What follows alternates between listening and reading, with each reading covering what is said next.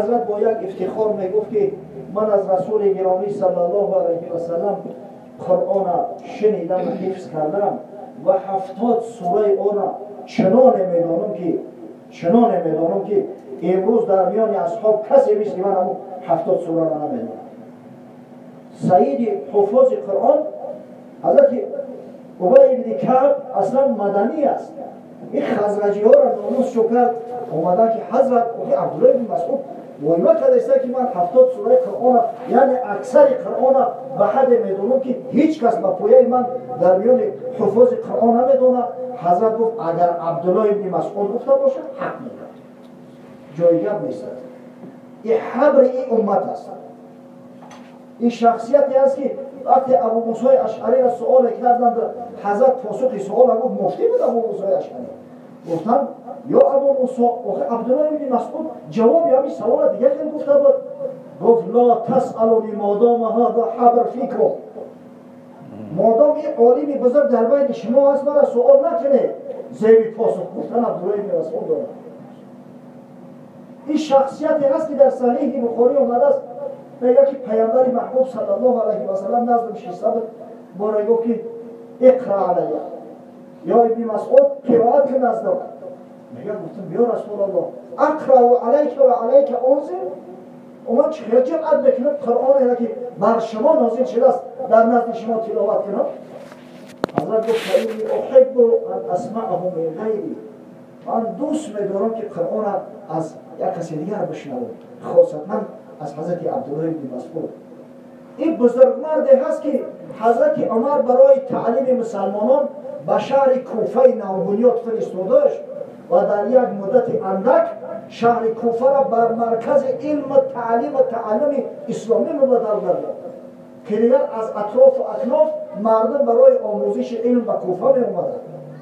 حضرت علی وقتی وارد کوفه شد دید 4000 عالم و متعلم در کوفه سکونت میکنند. همین قدر وقتش خوش شد گفت اصحاب ابن مسعود سرج هذه الامه، شاگردان عبدالله بن مسعود چراغان نورافشان امت اسلامی هستند. ما افتخار با او داریم که الحمدلله مذهب امام اعظم ابو حنیفه سرچشمه از همین روایات از فتاوای عبدالله بن مسعود میگیرد. حضرت از رسول گرامی صلی الله علیه و سلم حدیث را روایت میکند که حدیث در صحیحین آمده است، در صحیح ترین کتاب‌ها بعد قرآن عظیم شرف که رسول گرامی صلی الله علیه و سلم فرمود لا حسد الا فی اثنتین، با هیچ چیز غیبت نخواه، حواسی هیچ چیز نخواه مگر دو چیزی را. رجل آتاه الله القرآن فهو یتلوه آناء اللیل و آناء النهار. اول مرد که خدای تعالی بر او قرآن هدیه کرده است، با خیال قرآن هدیه پروردگار است. حفظ کردن قرآن آسان است. یک شعر از یاد کردن نمی شود، یک آبش تکرد از خود کردن نمی شود. آقای قرآن را که سبحان الله 114 سوره 6236 آیت به قول معتبرتر و اصحتر 340,740 کلمه دارد. این را حفظ کردن از حفظ در بین مردم خواندن مگر کاری آسان است؟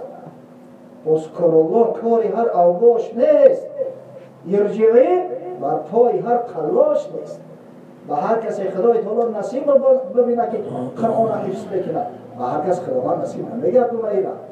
پس باید وقتی حافظ قرآن را دیدیم خاصتا حافظایی را که با علمشون عمل میکنن، با تقوا هستن، پاکیزه هستن، دامان پاک دارن، باید حوض بخریم. ای کاش که خدای تعالی ما را حافظ قرآن کنه، ای کاش که فرزندان و نبیره ها را حافظ قرآن کنه. واقعا چیزی هست که میسازد که حوض شد بخریم. حضرت صلی الله علیه و سلم میفرماید مثل المؤمن الذي يقرأ القرآن مثل الأترجة ریحها طیب و طعمها طیب. مثل مؤمنی که تلاوت قرآن میکند مثل اتروجه را میماند. اتروجه نمی سیتروس، اپلسین، ماندارین، ببینید هم بوی خوش داره، هم لذت خوش داره، هم میخرید لذت میبرید و هم از بوش دیگرها استفاده میبرد. همین مؤمنه که قرآن تلاوت میکنه مادام که مؤمن است حکم انما توجه داره. و مثل المؤمن الذی لا یقرأ القرآن مثل التمر طعمها حلو ولا بیقدر. مثل مؤمنه که قرآن نمیخونه مثل اینمی خرما را داره. ببینه شرینه هزار که بو بکش بوشو نمیفهمه. اگر یکون مورچه های یکون پشه بوی ایره نفهمه ما قدرت استشمام بوی ایره نداره. پس باید که به حافظای قرآن، به خادمای شریعت، به خادمای قرآن، به بلبلکای باغ قرآن حواس بکنیم، از خداوند تقاضا کنیم، طلب کنیم، دعا کنیم که خداوند در خاندان ما را همه حافظای قرآن مثلا پیدا کنیم. الله من قرأ حرفا من القرآن کان له به حسنه، ولی ثواب میکنیم. حضرت میگه هر کسی که یک حرفی را از قرآن بخونه خداوند میگه برای او امر میکنه در نامه اعمالش یک حسنه مینویسه. و الحسنه بعشر امثالها، این حسنه 10 ثواب داره. برای هر حسنه 10 ثواب است. حضرت گفت لا اقول الف لام میم حرف ولكن الف حرف و لام حرف و میم حرف. من نمیگم میگه که همین الف لام میمی که دائم بشنوید ابتدا آیه اولی چندین سوره های قرآن تشکیل میکنه یک حرف است. نه، الف یک حرف است، لام دوم حرف است، میم سوم حرف. با همین یک الف لام میم خواندن یا شنیدن صاحب 30 ثواب میشه. اگه تصور کنه که الله اکبر، شخصی که قرآن از حفظ میدونه برای آنکه او در حفظ بیشتر هر روز باید تلاوت کنه. هر روز باید مشق کنه. این چقدر ثواب است. خدای تعالی خودش دانه است که مقدار او ثواب به شب برسیده باشد. در زمان حکومت حجاج ابن یوسف ثقفی، حجاج ابن یوسف حاکم عراقین بود، ولی عراقین در زمان عبدالملک ابن مروان اموی. میگه همه حجاج ابن یوسف این بدبخت ظالم است و بعضی کارهای خیر هم داشت واقعا.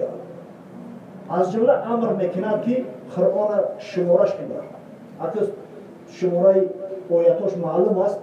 قرآن چند کلمه دارد، قرآن چند حرف دارد، همه را که یک حساب کتاب کنید.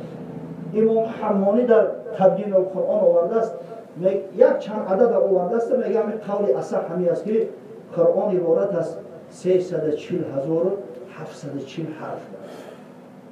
340,740 حرف. اگه این را به 10,000 بزنید 3,407,400 ثواب. اوشه بخواه بگر با یک تلاوت قرآن و با یک خواندن قرآن 3,407,400 ثواب میگیرید. خدا رحمتش کنه شیخ ابوبکر عیاش یکی از روات 14گانه قرآن است، راوی قرآن است. حضرت میگه در حالت سکرات به دست در بیماری خواهرش بالاش گریه میکنه. یک وقت چشمش میکشه که خواهرش گریه کرده. وقت میگه زن جاهل بالای کی گریه میکنه؟ بالای شخصی که 4,000 بار ختم قرآن کرده است.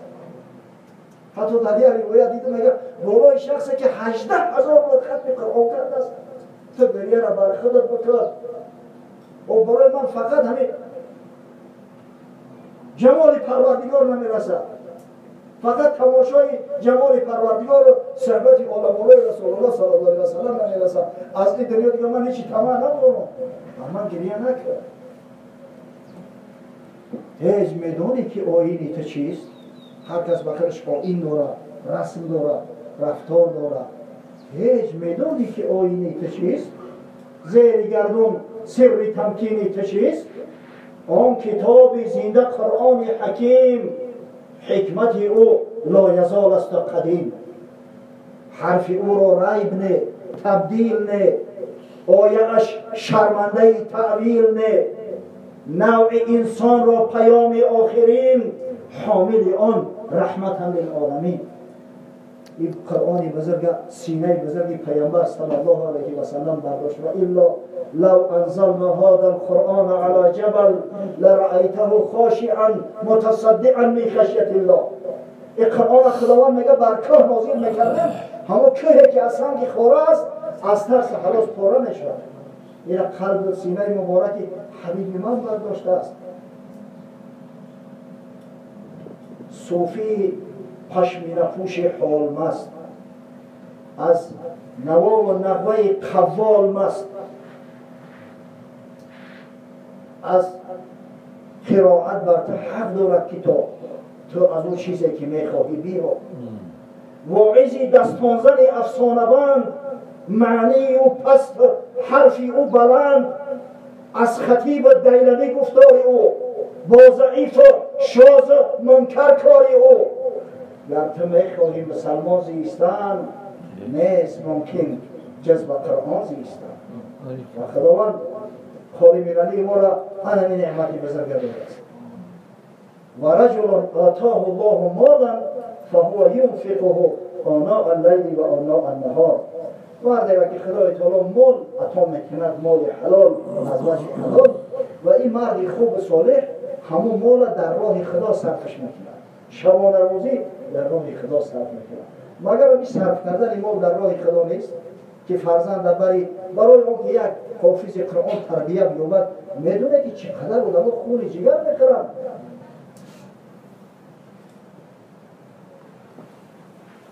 امرها باید که تا یک کودک از فضل تب حافظ گردد نکو یا عالم در انجمن.